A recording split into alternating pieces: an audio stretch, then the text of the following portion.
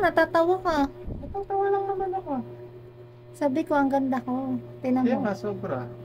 Tingnan mo. Oo. Tinatawa ako. Pahi ka. May naisip ako lang. Mapagbulay-bulay na ako. Naitutuloy ko na yung pagbablog. Alam ko na itatawag ko sa mga subscribers ko. Ano? Mga kamedya. O, ba't ka natatawa? Ano ba yun? Media. O, media. Diba media? Kasi diba mascom ako. O, diba mga media? Yung mga nagbabalita. Diba? Pero ang ibig sabihin talaga, alam mo ano? Media Betis. Hi mga ka-media. Welcome to my YouTube channel. O, diba? Tawa naman na. May naalala ko. Sinabi ni Kalimwell, consistency is the key daw. Total, kakasweldo lang naman sa YouTube. Di pa nga lang dumadating. Pero totoo may pera, diba? Shoutout nga pala kay Kalimwell. Consistency is the key daw. Ibig sabihin, maging consistent daw ako sa ginagawa ko. Para daw, mas lumago pa yung yung YouTube ko. Ganun. Tapos diba naalala mo, nag-SM tayo nung nakaraan. Nasyal natin si Naomi. Kasi graduating siya. Pero ngayong date na to, anong date na ngayon? June 7. Nakagraduate na siya.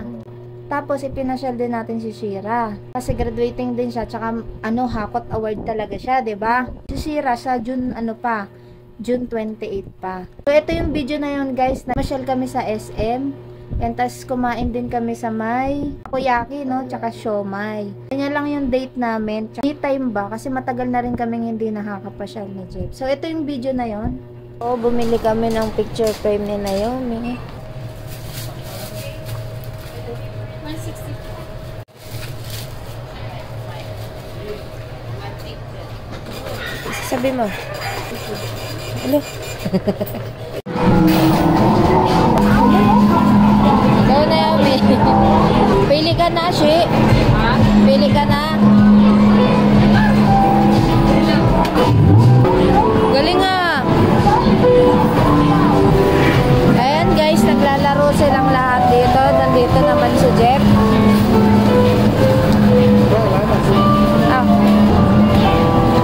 Kanya-kanya silang laro dito, ha.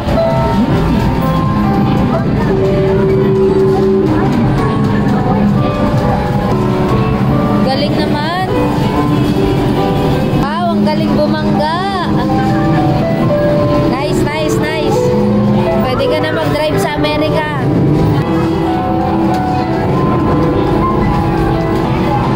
Ito mga kalaro ni Naomi, oh.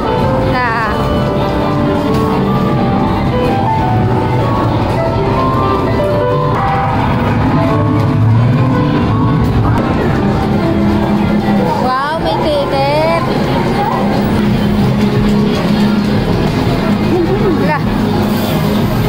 Nagpalakpak.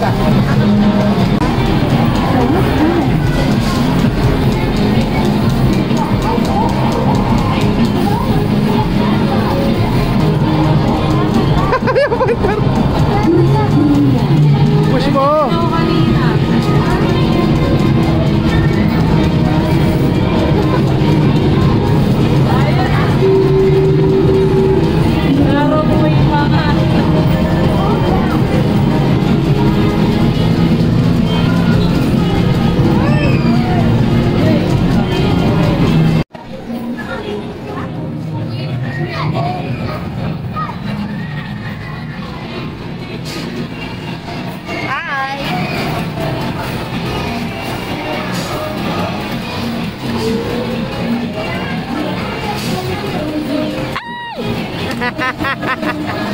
Baka dismaya, parang wala nang panghulog ulit, ha.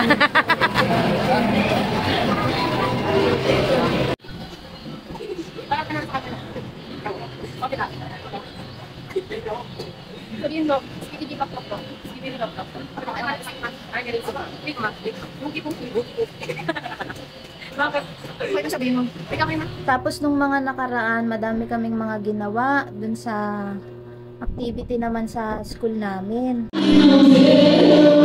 Hi!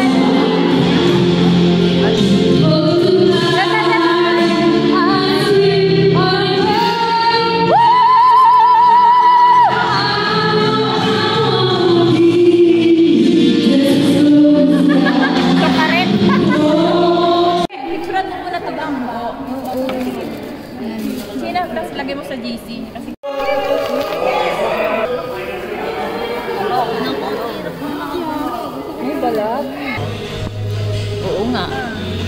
Kamay-kamay na doon. Bawal na kayo. Baka mamaya pagkain, kagayaan. O, lipat naman kayo dito. Lipat dito. Thank you po. Ay, pati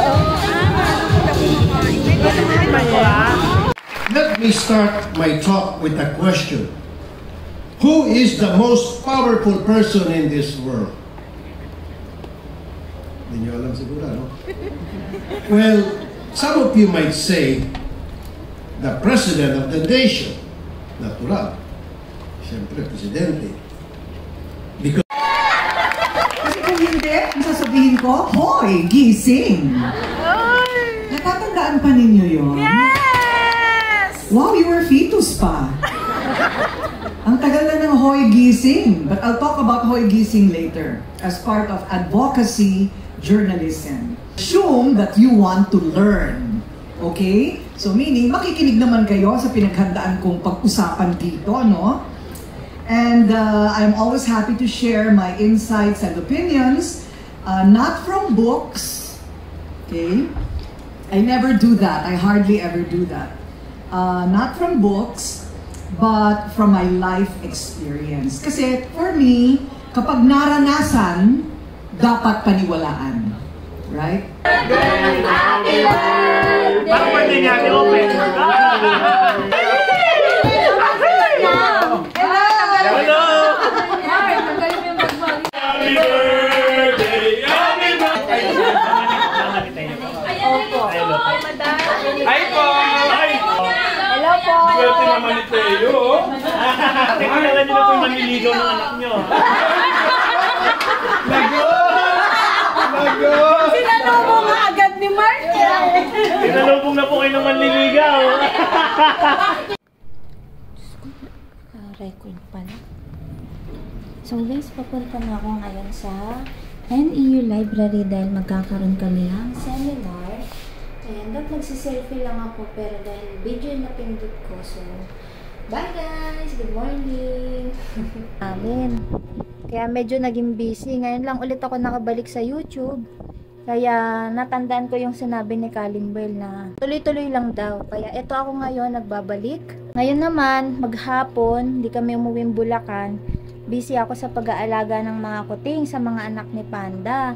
So panoorin nyo tong video na to. Ayan, ilalabas ko sa screen kung gaano sila lalakas kumain tsaka kalulusog. Ayan, panoorin nyo dyan.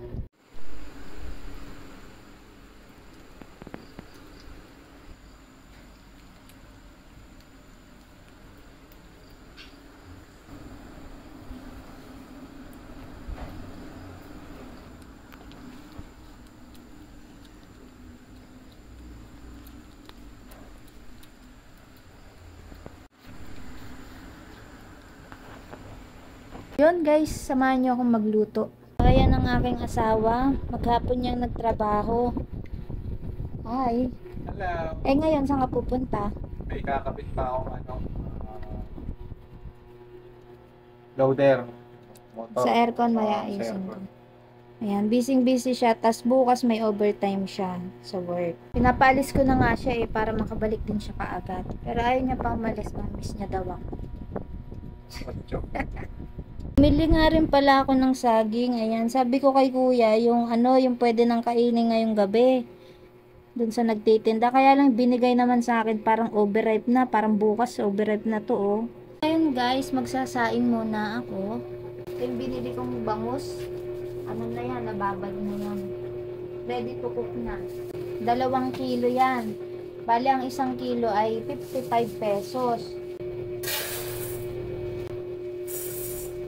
Saing ako ng 2 takal ng bigas. Bali hanggang ano na namin to, hanggang bukas na yan.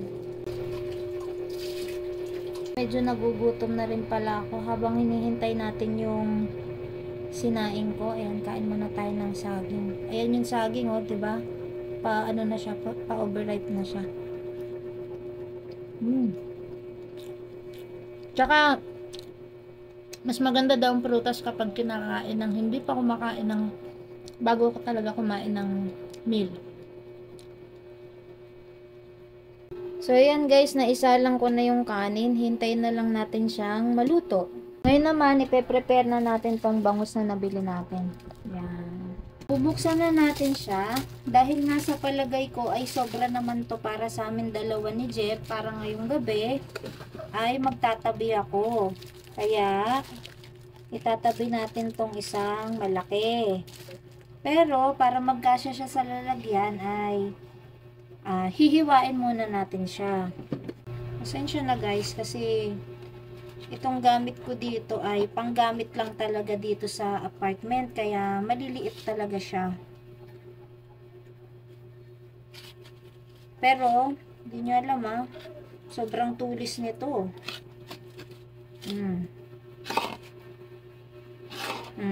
Kita nyo yan? Ganda ng sounds, di ba?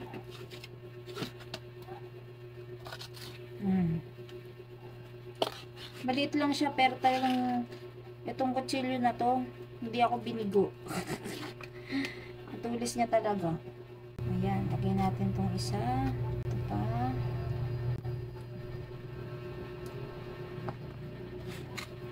Lagyan na tayo ng mantika.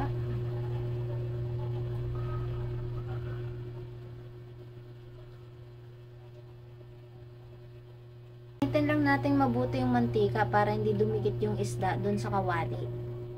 Disclaimer lang guys ha, hindi ako expert sa pagluluto, pero isasama ko to sa vlog, okay? Hindi ko alam kung puputok ba to kasi ang alam ko, bangus ay maputok. Kaya pasensya na kayo guys sa kung ano man ang mangyayari. Alright? Mag-start na akong maglagay ng bangus dito sa lagay. Huwag naman sanang sobrang putok. Kinakabahan ako. Kailangan nga lang natin ako.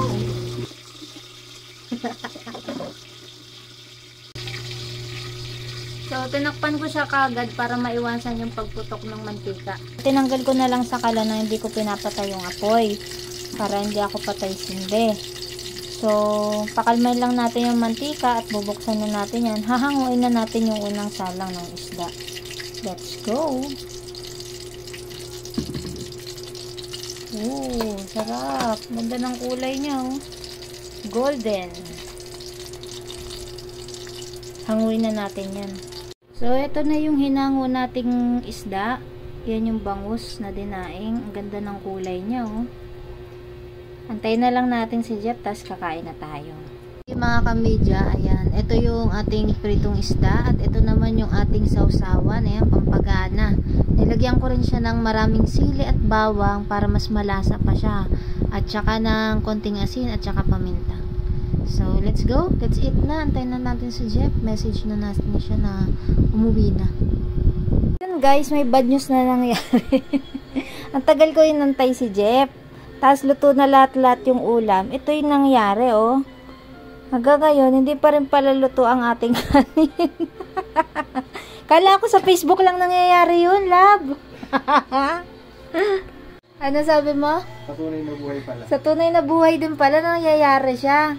So, ayan, no choice kami kung di hintayin yung sinaing. Naku.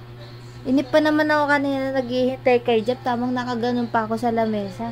Ayun pala yung kanin, hindi naluto. Akala ko kanina, kasi may maingay siya kanina para may pumuputok sa kanya. So, inangat ko yung kaldero. Siguro pagkaangat ko ng kaldero, umangat din yung itong binababa sa kanya sa gitna. O, kaya hindi siya naluto. Tapos sabi ko kanina, nung luto na yung isda, bubunutin ko na kasi nakaangat na siyang ganun. Yung pala, sa buong panahon na pagluluto ko ng isda, nakaangat lang pala siya, kaya hindi siya naluto. Kaya nung binunot namin at kukuha na kami ng kanin. Diyos ko, it's a prank. Visit. Talagang ayaw tayong pagkaninin, mga kamedya. Ayan guys, habang hinihintay natin yung kanin, magluluto na lang ako ng noodles. Ito guys, yung noodles natin. Ayan, shout out kay Ate Olive na nagbigay sa atin itong Korean noodles. Ayan. Sobrang crave ako nito nung mga nakaraan. Kaya sakto, nung binigyan ako ni Ate Olive. Ayan, shoutout sa'yo Ate Olive. Thank you sa pa-noodles mo dyan. Sarap ng anghang nito, guys. Kayang-kaya lang. Ay guys, mga kamedya pala, mga kamedya. Ang gagawin ko po dito ay kalahati lang yung gagamitin ko dahil masyado nga siyang malaki. Ayan o. Eh, magkakanin pa kami ng asawa ko. Kaya, kalahati lang yung lulutuin ko dito. Kalahati lang. Tapos, sa ingredients niya naman, itong mga ano niya, pampalasa, kakalahatiin ko lang din. Para sa susunod, meron pa tayong gagamitin. Salang ko na yung ating, paglalagyan ng noodles. So, hintayin na lang natin siyang kumulo. So, yun guys, hanggang dito na lang tong vlog na to. Tinapos na. So, mamaya, magbibideo na lang ako na kumakain kami ni Jeff. Pero sa ngayon, magpapaalam na ako kasi malulubat na rin pala ako. Ayan, thanks for watching. And sa mga hindi pa nakasubscribe, huwag kalimutang mag-subscribe and hit the notification bell para ma-update pa kayo sa mga susunod ko pang videos. Bye mga kamedya! Bye-bye! After how many years, ayan, makakain na kami. Ito na yung aming rice. Ito na rin yung hinabol kong noodles. Ayan, ang lalaki ng noodles niya, oh. Yun. Sigurado, sa pulang to. Ewan ko lang kung di pa to mangha. Kasi yung kanin ni Jeff. Tara lab, kain na tayo. Ang laki ng higit.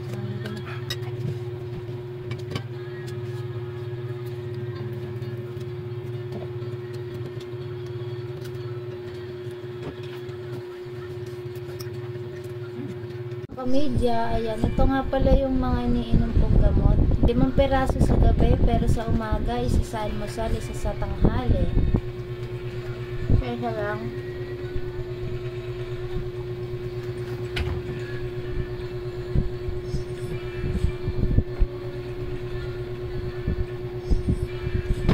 Ito, kaya na tong 3 sabay-sabay.